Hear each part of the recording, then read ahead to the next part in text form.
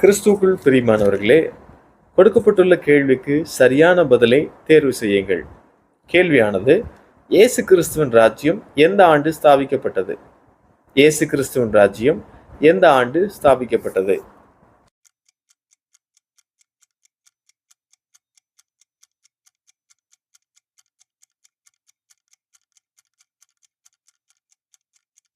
கிபி 33 என்பது சரியான பதில். இந்த வருஷத்தில்தான் தேவன் இயேசுவை கிறிஸ்துவாக்குகிறார். கிறிஸ்து என்றால் ராஜா என்ற அர்த்தம்.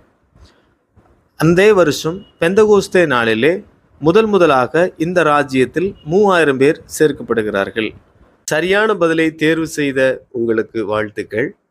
ஒருவேளை நீங்கள் தவறான பதிலை தேர்வு செய்திருந்தால் உங்களின் முயற்சிக்கு முதலாவது வாழ்த்துக்கள். தொடர்ந்து சத்தியத்திலே நாம் அனைவரும் ஒன்று சேர்ந்து வளருவோமாக. நன்றி.